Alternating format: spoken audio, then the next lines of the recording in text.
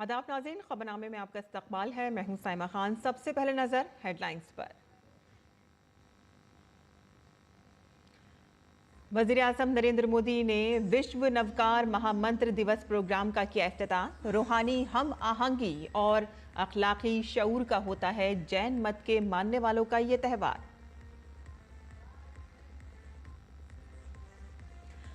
सदर जमहूरिया द्रौपदी मुर्मू अपने गैर मुल्की दौरे के दूसरे मरहले में पहुंची स्लोवाकिया। आज वो स्लोवाकिया के सदर पीटर पेलेग्रिनी और दीगर अहम लीडरों से करेंगी मुलाकात। 2 रोजा जायजा मीटिंग के बाद आरबीआई आज पॉलिसी की शरहों का करेगा ऐलान। सूद की शरहों में लगातार दूसरी बार कमी की जा सकती है। मुल्क भर में नया वक्फ कानून नाफिज। मगरबी बंगाल के मुर्शिदाबाद में कानून के खिलाफ एहतजाज में भड़क उठा तशद्दुद। 10 अप्रैल तक इंटरनेट बंद। दफा 163 नाफिज। अमेरिका और चीन के दरमियान तिजारती ट्रेड वॉर में शिद्दत। ट्रंप इंतजामिया ने ड्रैगन पर 104% का लगाया बड़ा टैरिफ। नया टैक्स आज से हो रहा है नाफिज उल-अमल। और अब खबरें तफसील से। वज़ीर आज़म नरेंद्र मोदी नई दिल्ली के विज्ञान भवन में अब से कुछ ही देर कबल नवकार महामंत्र दिवस का इफ्तिताह किया। उन्होंने जैन मत के मानने वालों के लिए नवकार महामंत्र का दिन रूहानी हम आहंगी और अखलाकी शऊर का एक बड़ा जश्न माना जाता है। यह त्यौहार नवकार महामंत्र लोगों को मुत्तहद करने की कोशिश करता है, जो जैन मत में सबसे ज्यादा काबिल एहतराम है।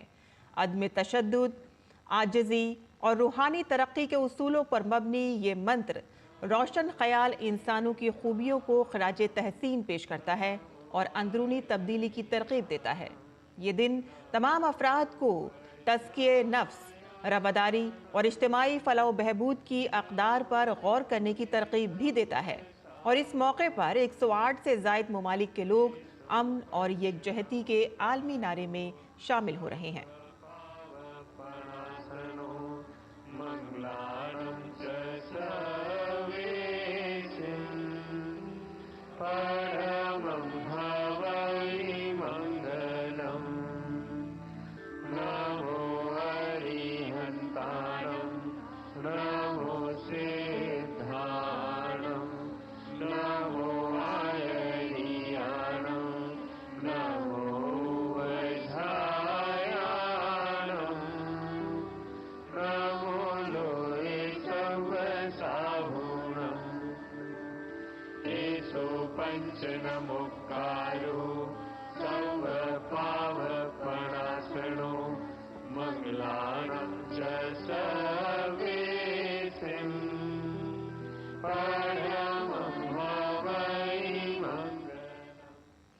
तो आप ये बराह रास्त विज्ञान भवन से देख रहे थे, जहां वज़ीर आज़म नरेंद्र मोदी नवकार महामंत्र में शामिल हुए, प्रार्थना में भी वो शामिल हुए। आगे बढ़ते हैं, जहां सदर जमहूरिया द्रौपदी मुर्मू अपने 2 मुल्कों के सरकारी दौरे के दूसरे मरहले पर आज स्लोवाकिया पहुंच गई हैं। वो स्लोवाकिया का दौरा करने वाली दूसरी भारतीय सरबराह ममलिकत हैं। पुर्तगाल के अपने सरकारी दौरे के इख्तिताम के बाद सदर जमहूरिया वियना पहुंची और आधी रात को बजरिया सड़क स्लोवाकिया की दारुल हुकूमत ब्रातिस्लावा पहुंची। स्लोवाकिया में अपने 2 रोज़ा क़याम के दौरान सदर जमहूरिया द्रौपदी मुर्मू वफूद की सतह पर बातचीत करेंगी और सदर पीटर पेलेग्रिनी, वज़ीर आज़म रॉबर्ट फीको और कौमी कौंसिल के स्पीकर रिचर्ड रासी से मुलाकात करेंगी। स्लोवाकिया के साथ हिंदुस्तान के मजबूत सियासी और मजबूत कारोबारी ताल्लुकात हैं। ऑटोमोबाइल और इंजीनियरिंग से लेकर आईटी तक के मुख्तलिफ शोबों में स्लोवाकिया में भारतीय कंपनियों की तरफ से नुमाया सरमायाकारी की जा रही है। दोनों ममालिक के दरमियान देरीना दिफाई ताल्लुकात भी हैं। और पुर्तगाल दौरे के आखिरी दिन सदर द्रौपदी मुर्मू ने पुर्तगाल में मुकीम भारतीय बिरादरी से खिताब किया। भारतीय बिरादरी को मुखातिब करते हुए सदर जमहूरिया ने कहा कि आप पुर्तगाल में हिंदुस्तान की तकसरी सकाफत की नुमाइंदगी करते हैं और सही मायनों में आप लोग हिंदुस्तान के सफीर हैं। प्रवासी, भारतीय प्रवासी और भारत पुर्तगाल समुदाय के सदस्यों से मिलकर बहुत खुशी हुई है। भारत के कई हिस्सों में से आकर विभिन्न समुदायों का प्रतिनिधित्व करते हुए आप न केवल भारत के विविधता को दर्शाती हैं, बल्कि हमारे महान देशों की से को जुड़ने का भी साझा मूल्य, लोकतंत्र, बहुलवाद, भाईचारा और भावना के भी प्रतिनिधित्व कर पुर्तगाल में आपके योगदान तथा भारतीय संस्कृति को बढ़ावा देने के आपके प्रयास आपको हमारे देश का सच्चा राजदूत बनाते हैं। और सदर जमहूरिया द्रौपदी मुर्मू ने अपने पुर्तगाल दौरे के दूसरे और आखिरी दिन कल लिस्बन में महात्मा गांधी और कस्तूरबा गांधी के मुजस्समों पर गुलाए अकीदत पेश किए और इसके बाद सदर जमहूरिया राधा कृष्ण मंदिर गईं और वहां पूजा भी की।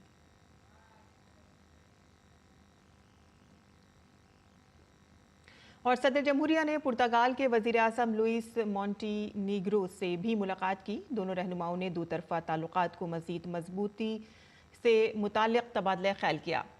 उन्होंने इत्तेफाक किया कि तिजारत और कॉमर्स, दिफा, साइंस और टेक्नोलॉजी और तवानाई जैसे अहम शोबों में ताउन के खातिर ख्वाह मौक़े मौजूद हैं। सदर जमहूरिया ने पुर्तगाल की पार्लियामेंट का भी दौरा किया और इस दौरान पुर्तगाली पार्लियामेंट के स्पीकर से भी सदर जमहूरिया द्रौपदी मुर्मू को पार्लिमानी तरीक़ेकार से आगाह किया। दोनों रहनुमाओं ने मुख्तलिफ दो तरफ़ा और बैनुल-अक़वामी उमूर पर तबादला ख्याल किया। उन्होंने इस बात पर इत्तेफाक किया कि भारत और पुर्तगाल की पार्लियामेंट के दरमियान बाकायदा तबादलों से दोनों ममालिक के अवाम के दरमियान बाहमी रवाबित में इजाफा होगा।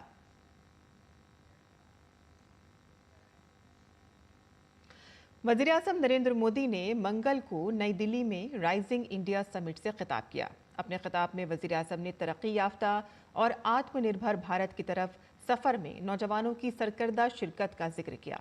वज़ीर-ए-आज़म ने 2025 के पहले 100 दिनों में उनकी हुकूमत की तरफ से लिए गए अहम फैसलों का भी जिक्र किया। वज़ीर-ए-आज़म नरेंद्र मोदी ने नई दिल्ली में न्यूज़ 18 राइजिंग इंडिया समिट में खुशामद की सियासत पर जमकर तनकीद की। पीएम ने कहा कि ये सियासत तरक्की की राह में एक बड़ा चैलेंज रही है। वक्फ एक्ट पर ऑपोजिशन की सियासत पर तंज करते हुए पीएम ने कहा कि इसके पीछे भी खुशामद की सियासत करना ही है। पीएम ने कहा कि इस सियासत के बीज को हमारी जद्दोजहद आज़ादी के दौरान ही बो दिया गया था। वज़ीर-ए-आज़म ने कहा कि इक़्तिदार के मफादात को कौमी मफादात पर तरजीह देना मुल्क की तक़सीम की वजह है। पीएम ने कहा कि तक़सीम का ख्याल आम मुस्लिम खानदानों का नहीं था, ये कुछ बुनियाद परस्तों की सोच थी जिसे कांग्रेस के कुछ लीडरों ने खाद पानी दिया। उनका मकसद इक़्तिदार का वाहिद दावेदार बनना था। तुष्टीकरण की इस राजनीति में कांग्रेस को सत्ता मिली, कुछ कट्टरपंथी नेताओं को ताकत और दौलत मिली, लेकिन सवाल ये है आम मुसलमान को क्या मिला, गरीब पसमानदा मुसलमान को क्या मिला? उसे मिली उपेक्षा, उसे मिली अशिक्षा, उसे मिली बेरोजगारी।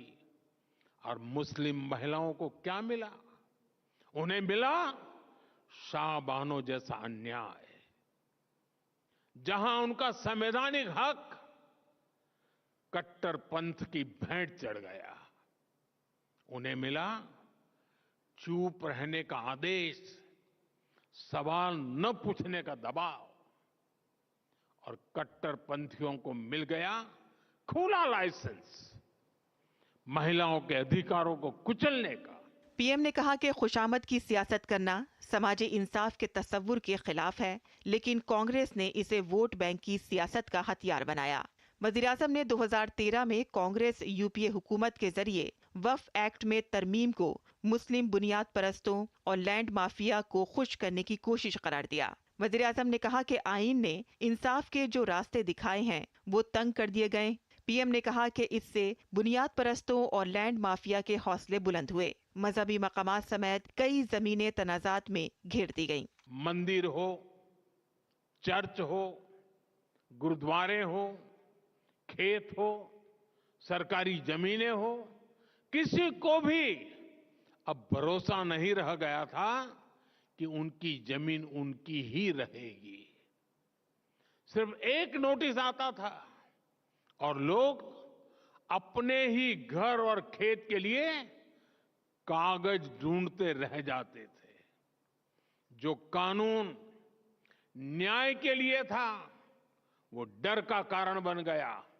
वक्फ पर बहस की अहमियत को उजागर करते हुए वजीर-आज़म ने कहा कि ये मुल्क की पार्लिमानी तारीख में दूसरी सबसे ज्यादा तफसीली बहस थी। पीएम ने कहा कि जेपीसी की 38 मीटिंगें, इनमें 128 घंटे की बहस, मुल्क भर से मौसूल होने वाली तकरीबन 1 करोड़ ऑनलाइन तजावीज से पता चलता है कि आज भारत में जमहूरियत अवामी शिराकत से मजबूत हो रही है। मैं देश की संसद को सर्व समाज के हित में, मुस्लिम समाज के हित में एक शानदार कानून बनाने के लिए बधाई देता हूं।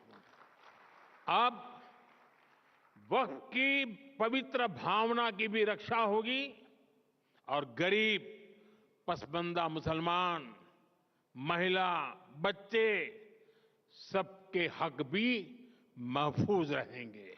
अपने खिताब में वज़ीर-ए-आज़म ने तरक्की याफ्ता और खुद इन्हिसार भारत के सफर में नौजवानों की सरकर्दा शिरकत का जिक्र किया। वज़ीर-ए-आज़म ने 2025 के पहले 100 दिनों में उनकी हुकूमत की तरफ से लिए गए अहम फैसलों को दर्ज किया। वज़ीर-ए-आज़म ने कहा कि इनसे मुल्क की तरक्की के सफर को नई रफ्तार मिली है।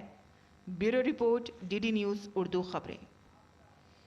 और वज़ीर-ए-आज़म नरेंद्र मोदी ने नई दिल्ली में राइजिंग इंडिया समिट से खिताब किया। वज़ीर-ए-आज़म ने फ़न और सकाफ़त को फ़रोग़ देने के लिए वेव्स प्लेटफॉर्म की तारीफ़ की। उन्होंने कहा कि अगले माह मुंबई में एक बड़ा प्रोग्राम मुनक़्क़िद किया जाएगा।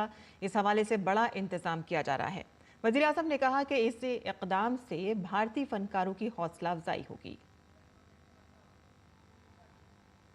एंटरटेनमेंट आज दुनिया की सबसे बड़ी इंडस्ट्री में से एक है और आने वाले समय में इसका और विस्तार होगा।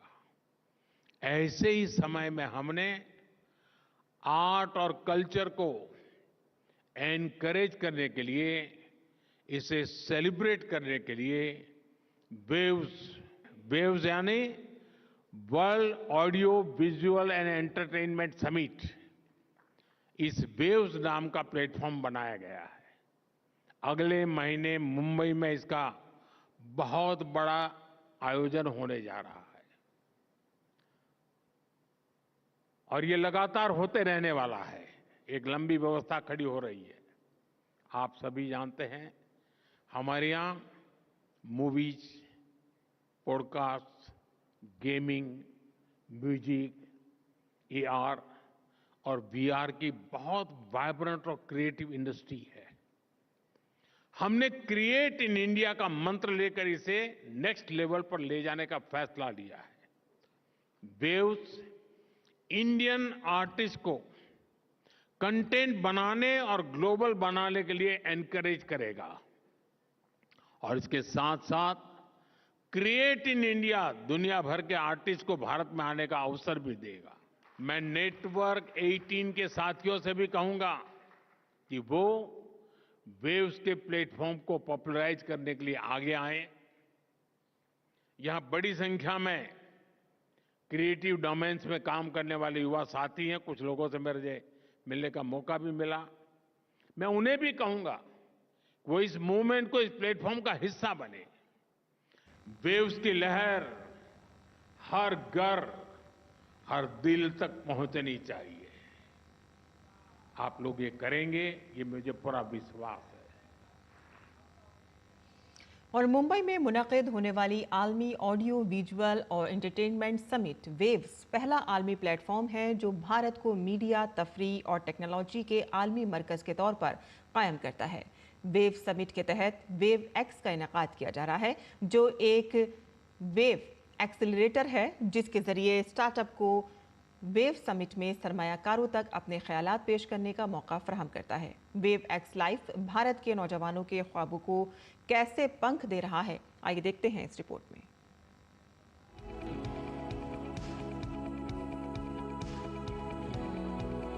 कोई भी आर्टिस्ट बिना प्लेटफॉर्म के बड़ा नहीं होता और वेव्स वो प्लेटफॉर्म है जो आपको बड़ा बनाएगा। वेव एक्स लाइव एक ऐसा प्लेटफॉर्म जो स्टार्टअप्स को भारत और बैरून मुल्क के सरकर्दा सरमायाकारों को एक दूसरे से जोड़ता है। हुकूमत हिंद और IAMAI के ज़ेर-ए-एहतमाम wave X live wave summit का एक अहम हिस्सा है, जो VR, AR, gaming, animation, generative AI और डिजिटल मवाद के शोबों में काम करने वाले स्टार्टअप के लिए एक प्लेटफॉर्म फराहम करता है, ताकि इनके ख्यालात को आलमी कामयाबी की कहानियों में तब्दील किया जा सके। हम स्टार्टअप्स जो मीडिया और एंटरटेनमेंट सेक्टर की स्टार्टअप्स हैं, हम उनको फंडिंग प्रोवाइड कराएंगे। जो निवेशक हैं, हमारे प्राइवेट निवेशक हैं, वेंचर कैपिटलिस्ट हैं, एंजल इन्वेस्टर्स हैं, उनसे हम इनको निवेश दिलवाएंगे। साथ ही साथ इनको मेंटरशिप भी दिलवाई जाएगी। इसमें वेवएक्स में हमारा फोकस मीडिया एंटरटेनमेंट स्टार्टअप्स पे है, जैसे कि एनिमेशन है, ग्राफिक्स है, VFX है, पोस्ट प्रोडक्शन, एडिटिंग, कॉमिक्स और साउंड प्रोडक्शन। इस टाइप के जितने भी रिलेटेड हमारे सेक्टर हैं, उनको इसमें इन्वेस्टमेंट के लिए दिलाया जाएगा। यहाँ सिर्फ प्रेजेंटेशंस नहीं हैं, यहाँ लाइव पिच सेशंस हैं, जहाँ हर स्टार्टअप को अपने कारोबारी मॉडल, मार्केट के साइज और टेक्नोलॉजी की वजाहत के लिए चंद मिनट मिलते हैं और आपके सामने होते हैं इंडस्ट्री के सरे-फहरिस्त सरमायाकार। Program where under which startups will pitch, media tech startups will pitch in front of investors, and currently we have received a shortlisting of 1,000 startup entries. We are going to sieve through them. We are going to shortlist 30 entries from there, and this one we are doing specifically for media tech companies. Second way it is special is that we are getting a broad range of very large investors. Thirdly, our network of digital companies, like all the founders and all that represent Internet and Mobile Association, they will be there, and they are at the topmost end of becoming mentors to these new startups. So we'll expose the new startups to some of our own members and founders. Wave X live में सिर्फ funding ही नहीं मिलती, mentorship भी मिलती है, वो भी मुल्क के आला CEOs, वेंचर कैपिटलिस्ट और मशहूर शख्सियात से। नेटवर्किंग, लॉन्च, फायरसाइड चैट्स और पॉलिसी डिस्कशंस, यहाँ हर एक गोशा मवाक़ों से भरा हुआ है। वेव्स स्टार्टअप्स के लिए एक दुर्लभ अवसर प्रस्तुत करता है। विजिबिलिटी, मेंटरशिप, पॉलिसी मेकर्स और इन्वेस्टर्स की दिलचस्पी, ये सब एक ही रूफ के नीचे। अर्ली स्टेज फाउंडर्स के लिए ये एक ऐसा प्लेटफॉर्म है जहाँ पे वो अपने विजन दिखा सकते हैं, आइडियाज़ को वैलिडेट कर सकते हैं और एक मजबूत नेटवर्क का हिस्सा बन सकते हैं।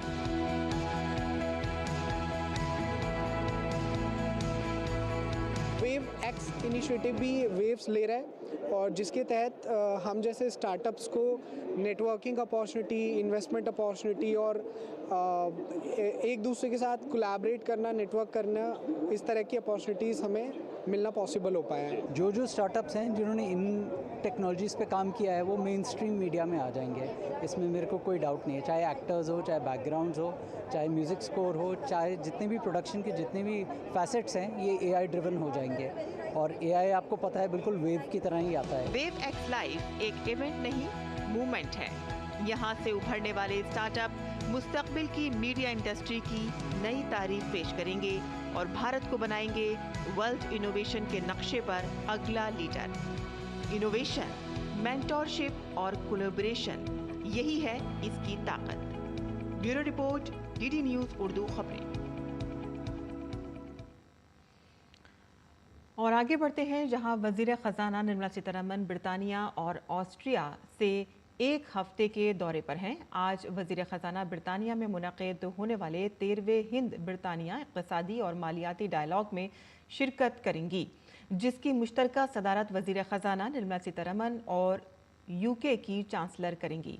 ये एक अहम दो तरफ़ा प्लेटफॉर्म है, जहाँ माली ताउन, सरमायाकारी, मालियाती खदमात, टैक्स के मामला समेत मुख्तलिफ पहलुओं पर तबादला ख्याल किया जाएगा। वज़ीर ख़ज़ाना इस प्लेटफॉर्म पर UPI को आपस में जोड़ने के मामलात पर भी बातचीत करेंगी और इस दौरान वज़ीर ख़ज़ाना सरमायाकारों और ताजिरों से भी बातचीत करेंगी। RBI के गवर्नर संजय मल्होत्रा आज मुंबई में मॉनेटरी पॉलिसी कमेटी की मीटिंग के बाद पॉलिसी की शरहों का ऐलान करेंगे। रिजर्व बैंक ऑफ इंडिया आज मुसलसल दूसरी बार शरह सूद में कमी कर सकता है।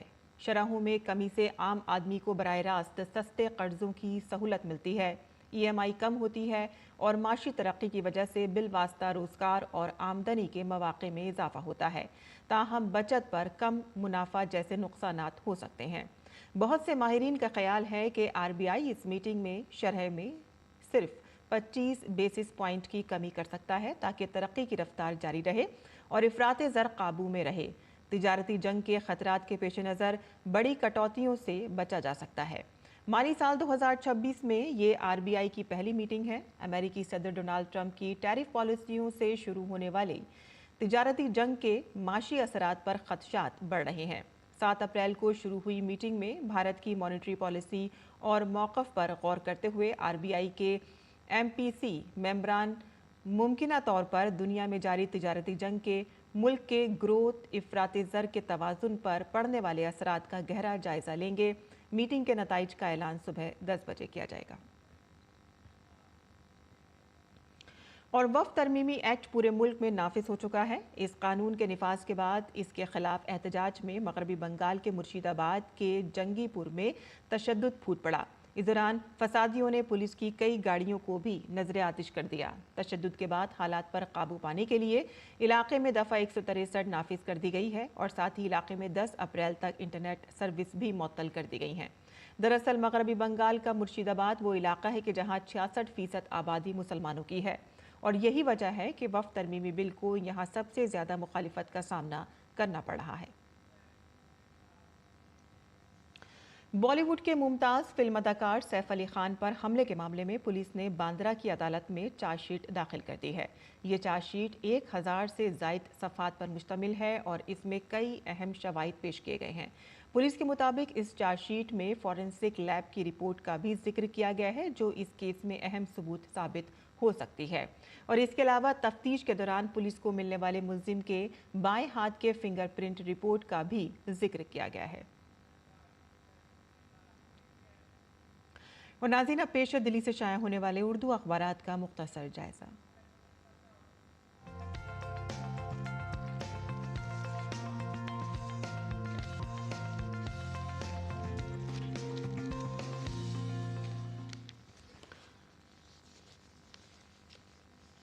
तो दिल्ली से शाया होने वाले उर्दू के अखबारात पर नज़र डाल लेते हैं। रोज़नामा राष्ट्रीय सहारा के सफ़े अव्वल से हमने यहाँ पर सुर्खी ली है कि वज़ीर ख़ारजा डॉक्टर एस जयशंकर ने मंगल को दुबई के वली अहद शेख हमदान बिन मोहम्मद अल मखदूम का दारुल हुकूमत में इस्तकबाल किया। शेख हमदान मुत्तहिदा अरब अमारात के नायब वज़ीर आज़म हैं और वज़ीर दिफा भी हैं। उन्होंने यहाँ पर जयशंकर से मुलाकात की है और उसकी तस्वीर जयशंकर ने ट्विटर पर शेयर की।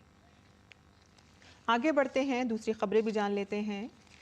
इसी अखबार के आलमी सफ़े से जो हमने ख़बर ली है वो गज़ा और इज़राइल के हवाले से है। आपको बता दें कि इज़राइल जहां लगातार बमबारी कर रहा है और किसी ना किसी तरह से बच जाने वाले जो लोग हैं उन पर भी अब वो सख्ती करने जा रहा है।